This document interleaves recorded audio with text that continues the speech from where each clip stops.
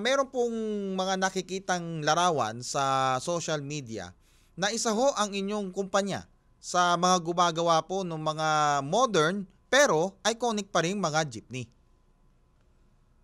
Totoo po yan kasi hindi papayag ang Francisco Motors na mawala yung iconic design ng ng jeepney dahil bahagi na yan ng ng ating kultura.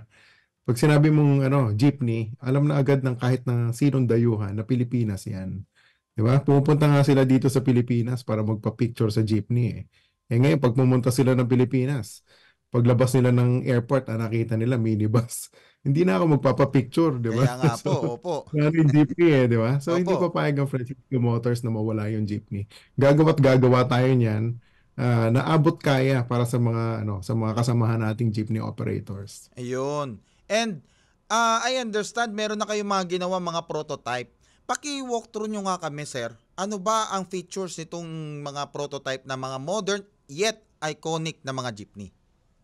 Yes. So etong nga mga prototype natin na nakikita mo rito sa mga larawan pati sa likod ko. Yes po. Ito yung ginamit ng Department of Transportation nung kasagsagan ng pandemya. Ito Mm-mm. yung libreng sakay. Mm-mm. Mm-mm. So, yung mga modernized jeepneys natin, nakitang-kita naman kung ganong katatag, di ba? So, napakatibay niya mga yan.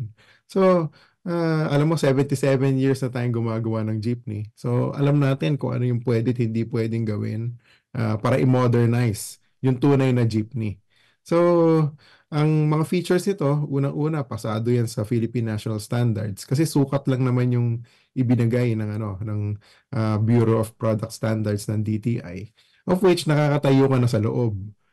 Hindi ka na nakayuko sa loob. So kung 5'9" yung height mo, pwede kang tumayo sa loob. So parang ano yata yung 170 or 176 centimeters dapat from the flooring ng jeepney hanggang sa ceiling. Then meron din yung mga sukat na kung galing sa sahig para sa first step hanggang sa second step. Nakadetalye yan lahat sa Philippine National Standards. Lahat yan sinunod natin. Pati yung haba ng jeepney, hindi dapat lumampas ng 7 metro. Yun ang isa yon sa haba. Then yung lapad, meron din yan tayong sinusunod. Then yung sa atin, meron din tayong built-in ramp para sa wheelchair passengers. Doon yan sa emergency entrance and exit sa likod. Then ang main entrance and exit ng bagong modernized Francisco Jeepney ay nasa harap na doon sa tabi ng driver sa front right side para mas safe yung natin, yung So wala pagsakay at nang pagbaba wala nang upuan do sa unahan maliban do sa driver. na. Oo. So wala na. So ang sabi nga natin, mas magandang tumayo sa loob kaysa sumabit sa labas, 'di ba? So Ayun. then meron tayong air condition. So fully air conditioned 'yan. Meron Opo. tayong 4-channel CCTV na system for security, pati dashcam.